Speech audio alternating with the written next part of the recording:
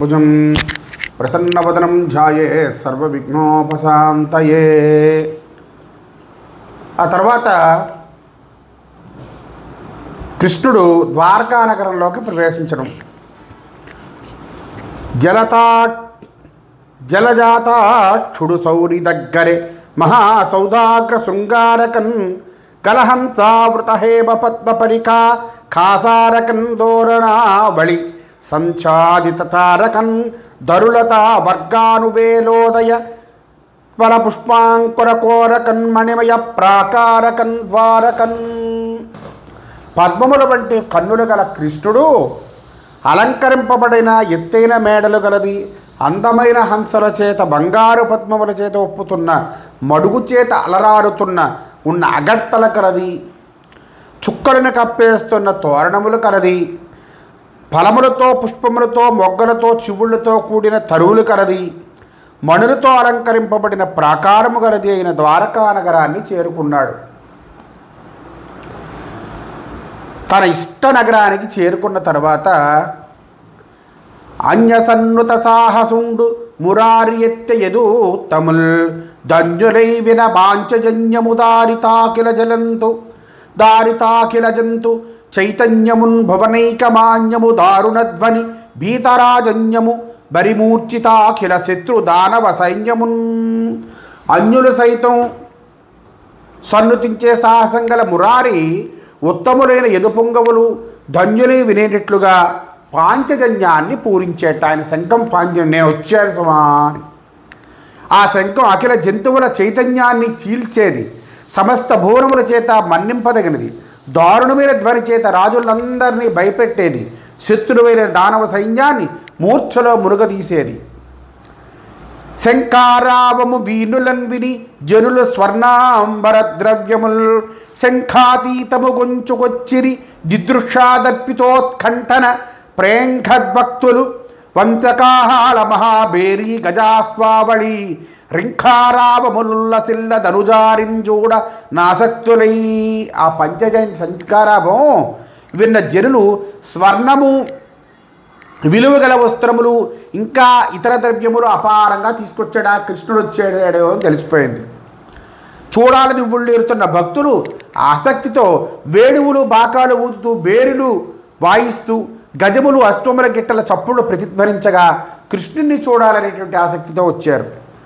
బంధులు బౌరులు తెచ్చిన గంధేవ హృదయ హయాదులైన కానుకలు దయా సింధుడు గైకొని నంబుజ బంధుడు గొను దత్త దీప పంక్తుల భంగిన్.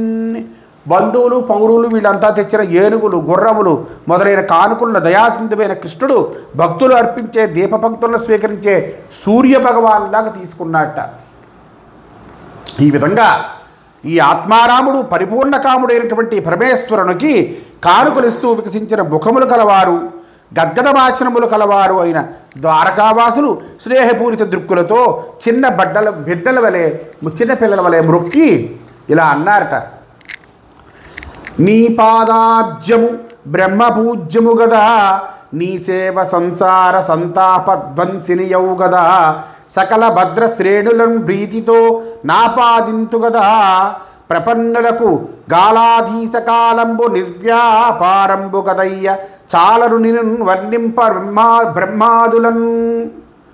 స్వామి, పద్మములు వంటి నీ పాదములు బ్రహ్మకు సైతము పూజనీయం కదా, నీ సేవ సంసార దుఃఖాన్ని పోగొడుతుంది కదా, భక్తిపరులైన శరణాగతులకు సకలమైన భద్రముతో ప్రీతిని అందిస్తావు కదా, ఆపాదిస్తావు కదా. నువ్వు కాలానికి అధీశ్వరుడవు, కాలంలో జీవరాశి పనులు చేస్తుందే కానీ కాలము నిర్వ్యాపారం కదా. కాలంలో జీవరాశులు పనిచేస్తాయి, జీవరాశి, కానీ కాలం ఏం పని చేయదు. నిన్ను బ్రహ్మాదులు సైతము వర్ణించలేరు. ఉన్నారము సౌఖ్యంబున విన్నారము నీ ప్రతాప విక్రమ కథలను మన్నారము ధనికులమై కన్నారము తావకాంగ్రి కమలములు హరి. ఓ హరి, మేము సుఖంగా ఉన్నాం, నీ విజయగాథలను విన్నాం, సంపన్నులమై ఉన్నాం, నీ పాదకమలములను ఇప్పుడు కనులారా చూసాము. ఆరాటము మది నిర్గము పోరాటములిండ్ల కడల పుట్టవు పురిలో జోరాట నమొకయదు నీ దూరాట నమోర్పలేము తోయజనేత్ర. ఓ పద్మనేత్ర, మా మనస్సుల్లో ఏ విధమైన పరితాపము లేదు, మా గృహముల్లో ఏ విధమైన కలతలు లేవు, నగరంలో ఎక్కడా దొంగతనాలు లేవు, అయినా మేము వియోగాన్ని ఓర్చలేము. తండ్రులకెల్ల తండ్రిగు దాతకు తండ్రివి దేవ, నీవు మా తండ్రివి తల్లివిం బతివి, దైవమవున్ సఖివిన్ గురుండ, వే తండ్రులు నీక్రియం జిబ్రజల ధన్యుల చేసిరి, వేల్పులైననో తండ్రి భవన్ముఖాంబుజము ధన్యతగానను మా విదంబునన్. ఓ దేవదేవా, నువ్వు తండ్రులకందరికీ తండ్రి అయిన దాతకు తండ్రి అంటే బ్రహ్మగారికి తండ్రివి నీవు మా అందరికీ తల్లివి, తండ్రివి, పతివి, సఖుడవు, గురుడవు, దైవానివి. కన్న తండ్రులు సైతం నీ వలె ప్రజల్లో ధన్యులుగా చేయలేదు, దేవతలు సైతం మా వలె నీ ముఖాంబుజమును వీక్షించి ధన్యులు కాలేరు. వాళ్ళు కనిపించవుగా, నువ్వు ఎక్కడో వైకుంఠంలో ఉంటావు, దేవతలు స్వర్గంలో ఉంటారు. కానీ నువ్వు ఇక్కడ ఉండడం వల్ల మేము మిమ్మల్ని రోజు చూసాం కదా. చెచ్చెరగని నగరికి నీవిచ్చేసిన నిమిషమైన వేగేండ్లకు, నీ వెచ్చోటికి విచ్చేయక మచ్చికతో నుండుమయ్య మానగరమునన్. చూడండి ఎంత బాగుందో. చెచ్చెరగని నగరికి నీవిచ్చేసిన నిమిషమైన వేగేండ్లకు, నీ వెచ్చోటికి విచ్చేయక మచ్చికతో నుండుమయ్య మానగరమునన్. ప్రభు, నువ్వు హస్తినాపురకు వెళ్ళిన ఒక్క నిమిషమైనా మాకు 1000 ఏండ్లతో సమానం అవుతుంది. నీవు ఎక్కడికి వెళ్లకుండా ఈ ద్వారకా నగరంలోనే ఉండు తండ్రి. అంధకార వైరి యపరాద్రి కవ్వలన్ జనిన సందమైన జగము బంగి నిన్ను గానకున్న నీరజలోచన ఎంత తమ సమతుల మగుదుమయ్యా. వారుడు పడవటి కొండకు అవతలికి వెళ్ళేటప్పుడు ఈ జగత్తంతా అంధకారంలో మునిగిపోతూ ఉంటుంది. అలాగే నువ్వు కనిపించకపోతే మేము కూడా కటిక చీకటిలో పట్టి కొట్టుమిట్టాడుతాము అని అంటున్నారట. ఇలాగా ప్రజల యొక్క భక్తితో కూడుకున్న మధుర మంజులాలాపాలను వీణుల విందుగా చక్కగా విన్నట్టండి కృష్ణుడు. కరుణారసంతో కూడిన క్రీగటి చూపులను వర్షిస్తూ సంతోషిస్తూ తన రాకను విని వేగిరపాటుతో స్నానము, భోజనము, శయనము ఇత్యాది పనులన్నీ మానుకొని ఉగ్రసేనుడు, అక్రూరుడు, వసుదేవుడు, బలభద్రుడు, ప్రద్యుమ్నుడు, సాంబుడు, చారుదేష్ణుడు, గదుడు మొదలుగా గల ప్రముఖులైన యదుకుంజరులు, ఏనుగులు, గుర్రములు, రథములు వీటిని అధిరోహించిన వారై ఐరావతం వంటి ఒక భద్రగజాన్ని ముందుంచుకొని సూతులు, మాగధులు, నటులు, నర్తకులు, వందిమాగధులు వీరి మంగళ భాషణములతో, బ్రాహ్మణుల ఆశీర్వాద వేదఘోషలతో వీణ, వేణువు, భేరి, తప్పెట, శంఖము, కాహళము మొదలైన వాద్యధనులతో భూషణములు ధరించి రథములను అధిరోహించి గానం చేస్తున్న వనితలతో ఎదురు వస్తున్నారట. వారందరినీ కృష్ణుడు యథోచితంగా ప్రణామములతోనూ, నమస్కారములతోనూ, కౌగిలింతలతోనూ, చేయి కలపటంతోనూ, పలకరింపులతోనూ, చిరునవ్వుతోనూ, చూపులతోనూ బహుమానం చేసేట. వారితో కూడి నాగరాజు చే పరిపాలింపబడుతున్న భోగవతీ నగరం వలె తనతో సమానమైన బలపరాక్రమాలు గల యదుభోజ, దతార్హ, కుక్కుర, అంధక, వృష్ణి వీరులచే సంరక్షింపబడుతున్న ద్వారకా నగరాన్ని ప్రవేశించాడు కృష్ణుడు. ఆ మహానగరం సకల కాలములయందు అంకురములతో, పల్లవములతో, మొగ్గలతో, అరవిరిసిన మొగ్గలతో, పూలతో, పండ్ల గుత్తులతో, వాటి భారంతో వంగిన లతలతో, వృక్షములతో కూడిన ఉద్యానవనములతో, మహావనములతోనూ ఉపవనములతోనూ రాజిల్లుతూ ఉండట. ఆ వనముల మధ్య మామిడి గున్నల చిగుళ్లను కొరికి జీర వదిలించుకున్న కంఠంతో కుహు నినాదాలతో కోయిలలు చెలరేగిపోతున్నాయట. కుహు అంటే కుహు అంటాయి కదా. పరరసాలను తృప్తిగా ఆస్వాదించి గోరువంకలు, చిలుకలు కలకల ధ్వనులు చేస్తూ ఉన్నాయట. వికసించిన కలువ పువ్వులకు మకరందాన్ని పానం చేసి తుమ్మెద సమూహం పరవశించి జంకారం చేస్తున్నాయట. సరోవరాలు బంగారు తామర తోండ్లను తిని మదించిన కలహంసలతో కూడి ఉన్నాయట. ఉన్నతములైన మేడల గవాక్షముల నుండి బయటకు వస్తున్న కర్పూర ధూపాలను చూసి జలధరములచే భ్రాంతిచే పింఛములు విప్పి నర్తనం చేస్తున్న మదించిన నెమళ్ళ కేకలు చెవులకు ఇంపుగా ఉన్నాయి. అనేక రూపముల తోరణములతో, ధ్వజములతో, టెక్కెములతో అవన్నీ కలిసి తారకాగ్రహ ప్రకాశాన్ని అడ్డుకుంటూ ఉన్నాయట. మంచి ముత్యములతో కూడిన ముగ్గుల చేత అలంకరింపబడిన మందిర ద్వారములు ఇంట్ల గడపలకు వేదికలుగా వెలుగుతున్నాయట. కర్పూరము, చందనము, కస్తూరి వీటి సువాసనలు చిమ్మే వర్తకుల గృహముల ద్వారబంధాలు, బంగారు దారాపాత్రలు చల్లుతున్న సలిలదారాలతో తడిసిన రాజమార్గములు, ప్రతి నివాస ప్రాంగణములోనూ సమర్పించిన చెరకు గొడలు, ఫలములు, పువ్వులు, గంధము, అక్షతలు, ధూపము, దీపము, రత్నాంబరములు మొదలైన కానుకలు కనువిందు చేస్తూ ఉన్నాయట. పగడాలతో, నీలాలతో, మరకతములతో, వజ్రములతో, వైఢూర్యములతో నిర్మించిన గోపురములు, బురుజులు అన్నీ కూడా ప్రకాశిస్తూ ఉన్నాయట. ఆ నగరం వైభవంలో దేవేంద్రుని అలకాపట్టణాన్ని తిరస్కరిస్తూ ఉన్నాదట. శ్రీకృష్ణుడు ఆ రాజమార్గం నుండి వస్తున్నట్ట. కన్నులారగ నిత్యమున్ హరిగాంచుచున్ మనువారలయ్యు నవీన కుతూహలోత్సవయుక్తి నాగరకాంతలచ్చున్నతోన్నత హర్మరేఖల నుండి చూచిరి నిక్కిచే సన్నలన్ దమలోన దద్విపు సౌకవార్యము చూపుచున్. కన్నులారా ప్రతినిత్యము కూడా హరిని ఉంటున్న వాళ్ళే అయినప్పటికీ కొత్త వాళ్ళని చూస్తున్నట్లుగా ఆ నగరంలోని కాంతలు మిక్కిలి ఉన్నతమైన మేడల నుండి తమ చేతి సంధ్యలతో కృష్ణుని సౌకుమార్యాన్ని ఒకరికొకరు చూపుకుంటూ పరవశిస్తున్నారట, దర్శిస్తున్నారట. కలుముల నీనెడు కలకంటియల నాగవర్తించు నెవ్వాని వక్షమందు జరజుక్చోకర సంగమునకు సుధాపానీయ మాత్రమే భవ్యముఖము సకల దిక్పాలక సమితికి నెవ్వాని బాహుదండంబులు పట్టుకొమ్మ లాశ్రిత శ్రేణికే యదిపిని పాదరాజీవ యుగ్మంబులు చేరుగడలు.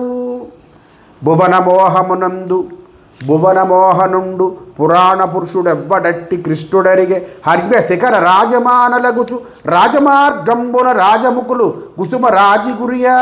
కలివిని కురిపించే కలకంటి ఎవరి వక్షస్థలంలో వర్తిస్తూ ఉంటుందో జనుల యొక్క చూపులనే చకోర సంగమునకు ఎవరి యొక్క ముఖము అమృత పానీయ పాత్రయో, సకల దిక్పాలకులకు ఎవరి బాహుదండమును పట్టుకొమ్మలో, ఆశ్రిత సమూహానికి మహానుభావుని పాదపద్మములు శరణ్యమో, ఎవడు భువన మోహనుడు పురాణ పురుషుడు అట్టి శ్రీకృష్ణుడు మేడల మీద నుండి చంద్రవదనలు కుసుమ సమూహాన్ని కురిపిస్తూ ఉండగా రాజమార్గం నుండి అలా వెళ్తున్నాడు సమూహం. ఆ స్త్రీ సమూహాలు అన్నీ చూస్తున్నాయి పైనుంచి, మేడల మించి, మిద్దెల మించి. జలజాతాక్షుడు సూడవొప్పే దబల ఛత్రముతో చామరంబులతో పుష్ప పిసంగ చేలములతో భూషావణీ స్పీతుడై నళినీ బాంధవుతో శిశిధ్వజముతో నక్షత్ర సంఘంబుతో బలమిచ్చాపముతో దటిల్లతిక బాసిల్లు మేఘాకృతిన్. మురిగికి మేత నిలుదే మృగశాబలోచన గురులనాదరింతే గురు వివేక బంధుజనుల బ్రోతె బంధు చింతామణి యనుచు సతుల నడిగే నచ్చుతుండు. తిలకానికి తిలకమైన దానా నువ్వు తిలకం పెట్టుకోలేదేమి? ఓ పువ్వుని నువ్వు పువ్వులు ఎందుకు పెట్టుకోలేదు? ఓ కస్తూరి గంధి నువ్వు కస్తూరి రాసుకోలేదేమిటి? అలంకారములకి అలంకారమైన దానా నువ్వు నగలు ఎందుకు పెట్టుకోలేదు? రాజహంసలా నడిచేదానా నువ్వు రాయంచలను పెంచుతున్నావా? ఓ చిలుకు వంటి పలుకులు కలదానా చిలుకల్లో బాగా చదివిస్తున్నావా? లత వంటి దేహం కలదానా నువ్వు లతలను చక్కగా పోషిస్తున్నావా? పద్మముల వంటి కన్నులదానా సరస్సులో హాయిగా జలకాములు ఆడుతున్నావా? లేడి కన్నుల వంటి కన్నులదానా లేళ్లకి మేత పెడుతున్నావా? ఓ వివేకం కలదానా గురువులను గౌరవిస్తున్నావు కదా? బంధుజనులకు చింతామణి వంటిదానా బంధుజనులను ఆదరిస్తున్నావా అంటూ అందరు సతులను అడిగేటండి. ఎంత చక్కగా అడిగాడో చూడండి. ఒక్కొక్క సతుల్ని ఆయన ఎలా అడిగాడో చూడండి. తిలకమైందా నువ్వు తిలక ఎందుకు పెట్టుకోలేదు అని అడిగేట. పువ్వుబోని నువ్వు పువ్వులు ఎందుకు పెట్టుకోలేదు? పువ్వులు పెట్టుకోకపోవడం ఏంటంటే పువ్వుబోని ఆవిడ ఎందుకు నువ్వు పువ్వు పెట్టుకోలేదు అంటే పువ్వుబోని పెట్టేదని. అలాగే అందరినీ తగు రీతిలో అని అలా అడిగేసరికి హరి దూరంగా ఉన్న రోజుల్లో వారి శరీర సంస్కారములు, కేళీ విహారములు, పరిహాసములు, వనానికి వెళ్ళడం ఇట్లాంటివి ఏమీ ఇష్టపడని ఇండాండు వాళ్ళు. హరి లేకుండా ఎందుకు ఎక్కడికి వెళ్తారు? ఇంట్లో కూర్చుని గమనున్నారు. సిరి సాంచల్యముతోడిదయ్యు ధనకున్ జీవేశ్వరుండంచునే పురుష శ్రేష్ఠుల వరించే నట్టి పరమున్ బుద్ధిన్ విలోకంబులన్ గరయుగ్మంబుల గౌగలించితిరి సతుల్ కళ్యాణ బాష్పంబులాభరణ శ్రేణులుగా ప్రతిక్షణ నవ ప్రాప్తానురాగంబులన్. లక్ష్మీదేవి తనకు జీవితేశ్వరుడిని ఏ పురుషశ్రేష్ఠుని వరించిందో అటువంటి పరమేశ్వరుని బుద్ధితో చూపులతో పిమ్మట 2 చేతులతో కౌగలించుకున్నారు సతులు. వారి కన్నుల వెంట కారే కళ్యాణ బాష్పములే ఆభరణములుగా ప్రతిక్షణము వారికి ప్రాప్తించిన అనురాగంతో సంతోషంగా ఉన్నారు. పంచబాణుని నీరు చేసిన బర్గునిందన విల్లు వర్జించి మూర్ఛిల చేయజాలు విశేషహాస విలోకనో దంచితాకృతులయ్యు గాంతలు డంబచేష్టల మాధవున్ సంచలింపగ చేయనేమియు జాలరైరి బుధోత్తమా. ఓ బుధోత్తమ, మన్మధుణ్ణి బూడిద చేసిన శివుణ్ణి తన విల్లు విడిచి మూర్ఛలో మునిగేటట్టు చేయగలిగిన వారు కాంతలే. అట్టి మగవలు విశేషమైన హాసము వాల్చూపులు కలిగి సుందరమైన దేహములు కలవారయ్యి వారి శృంగార విలాసముల చేత మాధవుని మనస్సును చెలింపకుండా ఉన్నారు. అంటే చెలింపలేకపోయారు వాళ్ళు. వీళ్ళ యొక్క క్రియగంట చూపులు, వంకర చూపులు, వాలు చూపులతో ఆ మాధవుణ్ణి చేయలేకపోయారు. ఈ విధంగా దేనితోని సంబంధం లేకుండా కృష్ణ పరమాత్మ సంసారి వలె విహరిస్తూ ఉంటే అజ్ఞానం చేత నిండిపోయిన లోకులు అతన్ని సామాన్య మానవునిగానే తలుస్తారు. అజ్ఞానం ఉన్నవాళ్ళు ఆత్మాశ్రయ అయిన బుద్ధి, ఆత్మయందున్న ఆనందము ఇత్యాది వాటితో ఏ విధంగా కలియదో ఆ విధంగా ఈశ్వరుడు ప్రకృతితో కలిసిన ఆ ప్రకృతి గుణములైన సుఖదుఖములు పొందదు. పరస్పర సంఘర్షణ వల్ల అడవిలో వెదురు డొంకల్లో అగ్ని పుట్టి అడవిని దహిస్తుంది. దానికి మహావాయువు తోడవుతుంది. అనేక అక్షోహిణీల సైన్యంతో భూమికి భారంగా ఉన్న అనేక మంది రాజులను పరస్పరం శత్రుత్వం కల్పించి తాను మాత్రం నిరాయుధుడై అందరినీ సంహరించాడు. పిదప శాంతుడై శ్రీకృష్ణుడు కాంతాజన మధ్యంలో కేవలం సామాన్య మనుషుడి వలె సంచరిస్తున్నాడు. యతులు ఈశ్వరుని మాహాత్మము మితమెరుగని భంగి నప్రమేయుడగు హరి స్థితి నెరుగక కాముకుడని రథములు సలుపుదురు తిరిగి రమణులు సుమతి. ఈ సుమతి, యతులు ఈశ్వరుని మహత్వం తెలుసుకోలేరు. ఆ విధంగా అప్రమేయుడైన హరి యొక్క స్థితి తెలుసుకోకుండా కేవలం కాముకుడని రమణులు అతనితో క్రీడిస్తూ ఉంటారు. ఆ క్రీడించేవాళ్ళు వాళ్ళ దృష్టిలో కాముకుడుగానే కనబడతాడు. కానీ ఆయన పరమేశ్వరుడు. ఎల్లప్పుడూ మా ఇంట్లను వల్లభుడు వసించు నే వల్లభలము శ్రీవల్లభుడ కనుచు గోపీవల్లభుచే సతులు మమత వల బడిరనగా అనగా ఎల్లప్పుడూ మా ఇంట్లోనే ఉంటాడు కృష్ణుడు. మేము అతనికి చాలా ఇష్టలం. మా శ్రీవల్లభునకు మేము చాలా ప్రియమైన వారము అని కృష్ణునిచే అతని మాయలో చిక్కుకున్నారు ఈ రమణులందరూ. ఇంతవరకు చెప్పిన తర్వాత సౌనకుడు మళ్ళీ సూతుడిని ఇలా అడిగారట. ఏమడిగేట సౌనకుడు? గురునందనుండు సక్రోధుడై చేసిన బ్రహ్మశిరో నామబాణవక్ని గంపించు నుత్తర గర్భంబు గ్రహ్మర పద్మలోచను చేత బ్రతికినండ్రు గర్భస్థుడుగు బాలు కంసారి ఏ రీతి బ్రతికించ మృత్యువు భయము వాపి జనియించి అతడెన్ని సంవత్సరములుండే నెబ్బంగి వర్తించి నేమి చేసే వినిముసుకుడు వచ్చి విజ్ఞాన పద్ధతి నతని కెట్లు చూపే నతడు పిదపదన శరీరమే విదంబున వర్ణించే విప్రముఖ్య నాకు విస్తరింపు. అంటే ఓ విప్రోత్తమా, అశ్వత్థామ క్రోధంతో ప్రయోగించిన బ్రహ్మశిరోనామ బాణాగ్నికి కంపించిపోతున్న ఉత్తర గర్భం తిరిగి కృష్ణుదయ వల్ల బతికిందని చెప్తారు కదా. గర్భంలో ఉన్న బాలుడిని వాసుదేవుడు మృత్యుకోరల నుండి ఎలా రక్షించాడు? అలా రక్షించబడిన ఆ బాలుడు ఈ భూమిపై ఎన్ని సంవత్సరాలు జీవించాడు? అతడు ఎలాంటి వాడు? ఏమి సాధించాడు? అనంతరము ఆయన తన తనువుని ఎలా చారించాడు? ఈ విషయాలన్నీ నాకు చెప్పు అంటే అప్పుడు సూతులు వారు చెప్తున్నారట. ధర్మరాజు 4 సముద్రాల మధ్య గల జంబూద్వీపానికి సార్వభౌముడు అయ్యాడు.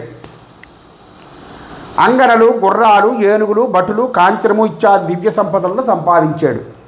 వీరులైన సోదరులు విప్రులు, విద్వజ్జనులు వీరితో విద్యా వినోదములతో ప్రమోదాన్ని పొందాడు, వైభవాన్ని పొందాడు. అనేక క్రతువులు ఆచరించాడు. దుష్టులను శిక్షించి శిష్టులను రక్షించాడు. ముకుందిని పాదపద్మాలను సేవించడం ఎందే ఆసక్తుడై మిగతా విషయముల యందు అభిలాషను వర్జించాడు. కామ క్రోధాది అరిషట్వర్గములను జయించి రాజ్యపాలన చేస్తున్నాడు. చందనాదుల నాకట స్రగ్గువాడు ధనివినొందని కైబడి ధర్మసుతుడు సంపదలో పెక్కుగలిగి చక్రిబాధ సేవనంబుల పరిపూర్తి చెందకుండే. చందనాదుల చర్చతో ఆకలితో బాధపడేవాడు సంతృష్టి పొందని విధంగా ఆకలితో బాధపడి ఆ గంధం రాసి అంటే అయిపోతుందంటే ఆకలి తీరడానికి అన్నం పెట్టాలి. అలాగా పెక్కు సంపదలు ఉన్న విష్ణుపాద సేవారతులైన ధర్మరాజు పరిపూర్తి చెందలేదట పాపం. అంతా కొన్ని రోజులు గడిచేసరికి అభిమన్యుని యొక్క భార్య గర్భంలో ఉన్న శిశువు 10 నెలలు నిండేసరికి అశ్వత్థామ ప్రయోగించిన బాణాగ్ని చేత అంతులోని బాధపడుతూ తల్లడిల్లిపోతూ ఇలా ఆక్రోశించసాగేట. లోపల ఉన్నటువంటి పరీక్షిత్ మహారాజు గారు, ఆ లోపల ఉన్న పరీక్షిత్ మాట ఆయన ఆ బాణాగ్నికి బాధపడిపోతున్నట్ట. ఎలాగా చూడండి, భగవంతుని ఏ విధంగా వేడుకున్నాడు. కుయ్యడ శక్తిలే దురగ గోళము లోపలనున్నవాడ దిక్కెయ్యది దాననాథ నని ఒప్పుదు తల్లి కరుణి గణింప విందునేడి ఈషు వక్రి వాయుటకు నెయ్యది మార్గమునన్ను గావవే ఎయ్యగలండు గర్భ జనితాపద నెవ్వ డెరుంగు దైవమా. భగవంతుడా, ఏడవడానికి ఓపిక లేదు. తల్లి కడుపులో కదలలేకుండా పడి ఉన్నాను. తాను అనాథునని ఎప్పుడూ తల్లి ఏడుస్తూ ఉంటే నేను వింటున్నాను. నా తల్లి ఏడుస్తుంది, నేను వింటున్నాను. ఈ బాణాగ్ని నుండి తప్పించుకోవడానికి మార్గం ఏమిటి? నన్ను రక్షించే శక్తి ఏమిటి? మాతృగర్భంలో నేను పడుతున్న బాధ ఎవరికి తెలుస్తుంది? చిచ్చరకోలవసంబున జచ్చి బహిర్గుతడగాని సమయమునను దానుచ్చరిత గర్భవేదన జచ్చును మా తల్లి ఘోర సంతాపమునన్. ఈ బాణాగ్ని వల్ల నేను మరణించి బయటకు రాని సమయంలో గర్భవేదనచే ఘోర సంతాపాన్ని పొందుతూ నా తల్లి ప్రాణాలు కోల్పోతుంది. నేను బయటికి వెళ్ళడానికి నాకే అవ్వట్లేదంటే నేను బయటికి వెళ్తే తల్లికి ఏమవుతుందో. చెచ్చెర బాణజ్వాలలు వచ్చిన విష్ణుండు గావవచ్చుననుచు దా ముచ్చటలు చెప్పు సతులకు నిచ్చెలు మా యవ్వనేడు నిజమయ్యడినో. బాణజ్వాలు నా ప్రాణం తీయడానికి వస్తే వెంటనే శ్రీ మహావిష్ణువు రక్షించడానికి వస్తాడని మా అమ్మ ముచ్చటి చెప్పే సతులకు చెప్పేది. ఆ మాట నేను నిజమవుతుందా అని అడుగుతున్నాడు. మా అమ్మ చెప్తుండగా విన్నాను సతులతో, నా కృష్ణుడు వచ్చి రక్షిస్తాడు అని. నిజమవుతుందా అని అడుగుతుంది. రాడా చూడ సమస్త భూతములతో రాజుల్లు వాడిచ్చటం లేడా పారుని చిచ్చరమ్ము దొలగన్ లీలాగతిందోచిన కీడా నేడభయ ప్రధాన మత డూహింపన్ నతత్రాతమున్ గాడా ఎందరిగా వడి ఎడల మత్కర్మంబునేదానెట్టిదో. నానా కష్టాలు చూసి నన్ను రక్షింపలేదా? నా కష్టాలు చూసి నన్ను రక్షించలేడా? సమస్త భూతములందు అంతర్యామి స్వరూపంగా ఉండేవాడు ఇక్కడ లేడా? బ్రాహ్మణుడు ప్రయోగించిన బ్రహ్మాస్త్రాన్ని తప్పించి నేడు నాకు అభయప్రదానాన్ని ఇయ్యడా? అతడు ఎందరినీ కాపాడలేదు, నా కర్మ ఎలా ఉందో ఆ లోపల ఉన్న శిశువు అనుకుంటున్నట్ట అని వచ్చేబోయే ప్రాణాలతో ఉత్తర కడుపులో ఉన్న శిశువు చింతిస్తున్నట్ట. మేఘంబు మీది క్రొమ్మెరుగు కైవడిమేని పైనున్న పచ్చని పటమువాడు గండభాగంబులగా అంచనమణిదయ మకర కుండల కాంతి మలయువాడు శరవహ్నడగించు సంరంభమునకేసి కన్నుల నునుగెంపు కలుగువాడు బాలార్కమండ ప్రతిమానరత్నహాటక విరాజిత కిరీటంబువాడు కంకణాంగద వనమాలికా విరాజ మానుడసమాన డంగుష్టమాత్ర దేహుండొక్క గదజేత దాల్చి నేత్రోత్సవముగా విష్ణుడు ఆవిర్భవించే నవ్వేళయందు. ఇలా అనుకుంటున్నాడండి. యావండి, మనం ప్రార్థిస్తేనే ఏదో విధంగా రక్షిస్తాడు కదా. గర్భంలో ఉన్న శిశువు ప్రార్థిస్తుంటే రాడా స్వామి? అభయం ఇచ్చినవాడు ఆయన కదండి. మేఘం మీద మెరుపు తీగలాగా నల్లని శరీరంతో పచ్చని చేలం ఒప్పుతూ ఉందిట. చెక్కిళ్లపై బంగారము రత్నకుండములతో కూడిన మకర కుండముల కాంతి ప్రసరిస్తూ ఉన్నదట. అశ్వత్థామ ప్రయోగించిన బ్రహ్మాస్త్ర సంరంభాన్ని అణగించడం కోసం కన్నులు కొంచెం ఎరుపెక్కేట. ఉదయ సూర్యు వంటి కాంతితో రత్నములతో మెరిసిపోయే బంగారు కిరీటం ప్రకాశిస్తూ ఉందట. కంకణములు, భుజకీర్తులు, వనమాలిక వీటితో విరాజమానుడై అసమానుడై అంగుష్టమాత్ర దేహంతో, అంగుష్టం ఇంతే ఉన్నాడండి. ఇంత ఇంత మాత్రం దేహం ఉందటండి ఆయనకి, స్వామికి. ఒక గద ధరించి కన్నుల పండుగగా విష్ణువు ఆ శిశువు యందు ఆవిర్భవించేట లోపల. ఈ విధంగా భక్త పరాధీనుడైన పరమేశ్వరుడు ఆవిర్భవించి మంచును చెదరగట్టే సూర్యుని విధంగా శిశువునికి అన్ని వైపు నుండి అశ్వత్థామ వేసిన బ్రహ్మాస్త్రం యొక్క వేడి తగలకుండా ఉల్కతో సమానమైన తన గదాదండాన్ని మండలాకారంగా తిప్పేట. ఆహా, గర్భం కందకుండా ఉండటకు శిశువుకి ఆనందాన్ని కల్పించేట. ఈ విధంగా గద చేబట్టి పరిభ్రమించుచు గదాఘాతంబులం దుర్భయప్రదమై వచ్చు శరాగ్ని దుత్తుమురుగా భంజించి రక్షించు నీ సదయం డెవ్వడకో ఎటంచు మదిలో జర్చించుచున్ సేవకుందరెందరై చూడన దృశ్యుండయ్య హరినరి సర్వేస్మండు విప్రోత్తమా. ఆ గదను చేతిలో పట్టుకొనిట గిరగిరగిరగిరగిరగిరా తిరుగుతూ భయాన్ని కలిగిస్తూ వచ్చే బాణాగ్ని గద చేత ముక్కలు ముక్కలయ్యేటట్లుగా విరిచి రక్షించే ఆ దయామయుడు ఎవ్వరో అని మనస్సులో చర్చించుకుంటూ శిశువు ఎదురు చూస్తూ ఉండగానే మళ్ళీ హరి అదృశ్యమైపోయేట. అంత గ్రహములన్నీ కూడా శుభస్థితిలో ఉండగా మంచి శుభలగ్నంలో పాండవ వంశాన్ని ఉద్ధరించే కుమారుడు పుట్టేట. ధర్మరాజు ధౌమ్యుడు మొదలైన భూసులను రప్పించి పుణ్యావాచనం చేయించి పుత్రోదయ కార్యక్రమాన్ని వైభవంగా జరిపించాడు. బ్రాహ్మణోత్తములకు వైభవంగా గోవులు, భూమి, బంగారము, అశ్వములు, గ్రామములు ఇచ్చాడు. షడ్రసోపేతమైన భోజనం పెట్టిస్తే వారు తృప్తిగా భుజించి ధర్మరాజుతో ఇలా అంటున్నారట. ప్రకటిత దైవ యోగమున బౌరవ సంతతి అంతరింపగా వికరత నందనీక ప్రభవిష్ణుడు విష్ణుడు అనుగ్రహించి శాబకు బ్రతికించే కావున నృపాలక శాబకుడింక శత్రవాం తడగొడవు విష్ణురాతుడన ధాత్రి ప్రసిద్ధినెక్కు భూజ్యుడై. మహారాజా, దైవయోగం చేత పౌరవంశం అంతరించిపోకుండా విష్ణువు అనుగ్రహించి శిశువును బ్రతికించాడు కనుక ఈ బాలుడు శత్రువుల్ని అంతం చేస్తాడు. విష్ణువు చేత రక్షింపబడ్డాడు కనుక విష్ణురాతుడనే పేరుతో పూజ్యుడై ప్రసిద్ధికెక్కుతాడు అని చెప్పి ఆ బ్రాహ్మణులు పలికిన మాటలు విని ధర్మరాజు గారు ఇలా అంటున్నారట. ఓ పుణ్యాత్మకులార నా పలుకు మీరు హింపుడా మృక్యదన్ మా పెద్దలు శృతకీర్తులై సదయులై మన్నారు రాజర్షులై ఈ పిన్నాతడు వారి బోలిడి గదా ఎల్లప్పుడు మాధవ శ్రీపదాంబుజ భక్తియుక్తుడగుచున్ జీవించునే చూడరే. ఓ పుణ్యాత్ములారా, నా పలుకులు మీరు వినండి. మీకు నమస్కారం. మీ పెద్దల కీర్తికాయులై దయ కలిగిన వారే రాజర్షులై బతికారు. ఈ చిన్నవాడు వారిని పోల్తాడా?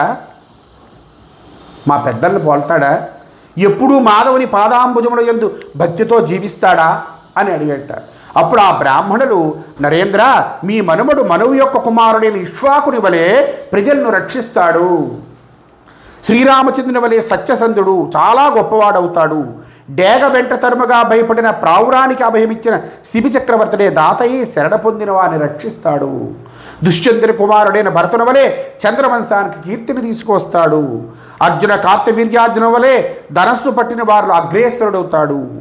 సముద్రుని వలె అతని మాట ఎవరూ జవదాటలేరు. సింహం వలె విక్రమశాలి అవుతాడు. భూమి వలె ఓర్పు కలవాడవుతాడు. సూర్యుని వలె ప్రతాపవంతుడవుతాడు. వాసుదేవుని వలె సర్వభూతములకు హితుడవుతాడు. తల్లిదండ్రుల వలె హితకరుడవుతాడు. అంతేకాదు,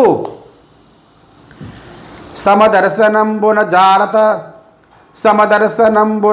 జాలజాత భవుడన పరమ ప్రసన్నత భర్గుడనగా నెల్ల గుణంబుల నిందిరా విభుడన నదిక ధర్మమున యయాతి అనగా ధైర్య సంపద బలి దైత్య బల్లభుడన నచ్యుత భక్తి ప్రహ్లాదుడనగా రాజితోదారత రంతిదేవుడన నాశ్రిత మహిమహేమాద్రియనగా యశమునార్జించు బెద్దలనాదరించు నస్వమేదంబునరించు నాత్మసుతుల గనుల బుట్టించు దండించు కలిరంబట్టి మానధనుడు నీ మనుమడు మానవేంద్ర. ధర్మరాజుతో ఆ బ్రాహ్మణులందరూ అంటున్నారట, ఇది అందరినీ సమంగా దర్శించడంలో విధాత. బ్రహ్మగారికి అందరూ తన సంతానమే కదండి, అందుకని అందరినీ సమంగానే చూస్తాడు ఆయన. కాబట్టి అందులో ఆ విధాతతో పోలికి పెట్టారు. పరమ ప్రసన్నతలో సాక్షాత్తు శివుడు. ప్రసన్నతలో శివుడికి సాటి అయిన వారు ఎవరు లేరు. అటువంటి వాళ్ళు శివుడితో సాటి అయిన వాడు. అన్ని సుగుణముల్లోని ఇందిరావివుడే అంటే విష్ణువే. సకల సద్గుణవంతుడు మాట.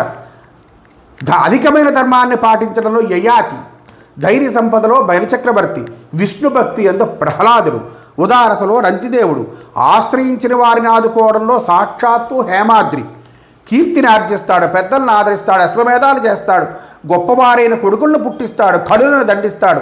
నీ మనవడు మానధనుడు అవుతాడయ్యా.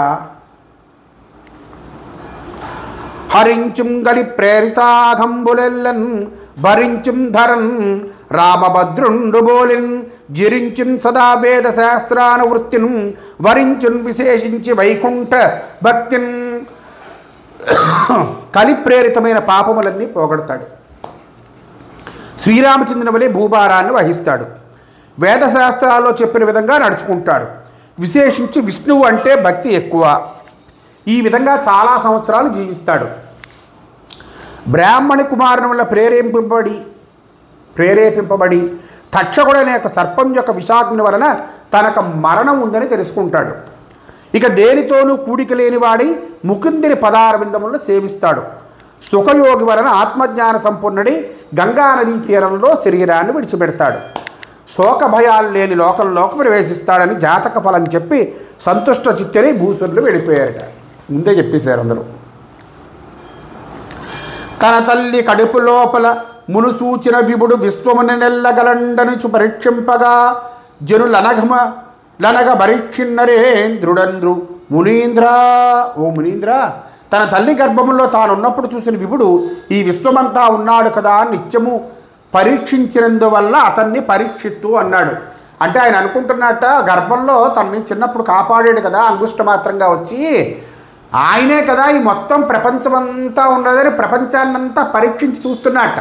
అందుకొని ఆయన పరీక్షిత్ అయ్యాడు.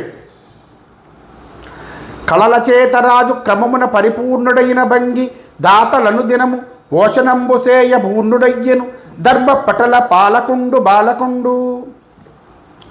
శుక్లపక్షంలో కొత్త కళల చేత చంద్రుడు క్రమంగా పరిపూర్ణుడైనట్లుగా ధర్మరాజాదులు చేపించబడే ఆ బాలుడు అన్నింటా పూర్ణుడయ్యేట.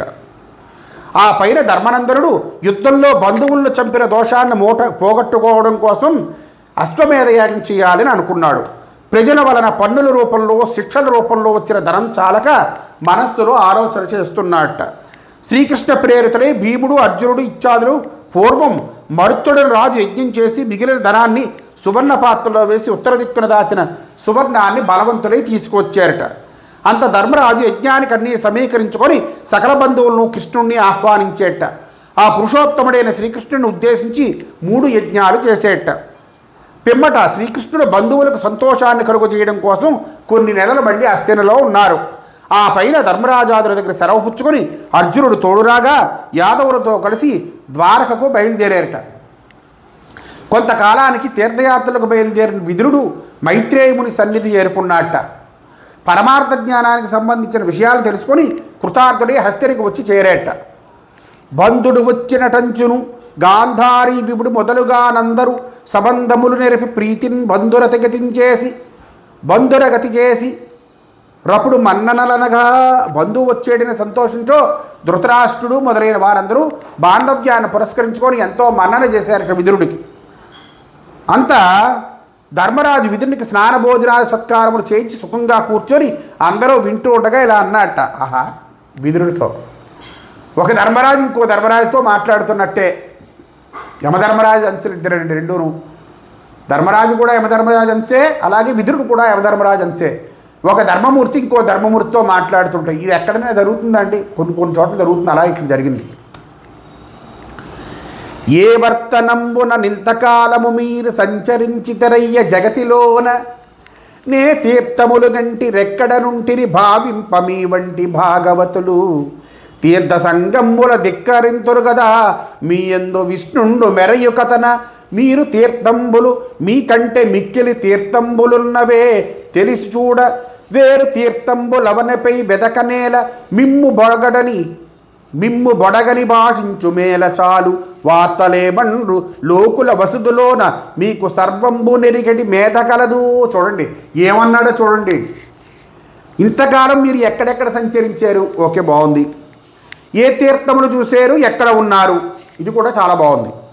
మీ వంటి పరమ భాగవతులు తీర్థాలకు వెళ్ళారు కదా. భాగవతోత్తముడు తీర్థంతో పని ఏమిటి? తన ఉన్న సందర్భంలోనే తన ఉన్న మనస్సులోనే స్వామిని తలుచుకుంటాడు, వాసుదేవుడిని తలుచుకుంటే అదే తీర్థం అయిపోతుంది. మీలో విష్ణువు ఉన్నాడు కనుక అన్ని తీర్థాలు మీరే. తెలిసిన వారికి మీకంటే తీర్థాలు లేవు, మీతో మాట్లాడటమే చాలు, లోకంలోని వార్తలు ఏమిటి, మీరు సర్వము తెలుసుకోగలరు అని ధర్మరాజు గారు విదురుణ్ణి అడిగేట. తండ్రి సచ్చన మీద మా పెద్ద తండ్రి బిడ్డలు దొల్లి పెక్కండ్రు సర్ప విషాగ్ని బాధల బాసిబెట్టగా మమ్ము నిల్లాండ్ర నంతము బొందకుండగా లాలనంబున మీరు మా తండ్రి భంగి సముద్ధరింతురు తద్విదంబుదలంతురే. మా నాయనగారు చనిపోయినప్పుడు అంటే పాండురాజు గారు చనిపోయినప్పుడు తర్వాత మా పెద్ద తండ్రి బిడ్డలు మమ్మల్ని చాలా బాధలు పెట్టారు. సర్ప విషాన్ని తినిపించారు, మా ఇంటికి నిప్పు పెట్టారు. మేము మా తల్లి చచ్చిపోకుండా ఎంతో ప్రేమతో మా తండ్రి వలె మమ్మల్ని ఉద్ధరించింది మీరే కదా, ఉపాయంతో కాపాడి. ఆ విషయం ఎప్పుడైనా తలుచుకుంటారా అని అడిగారటండి.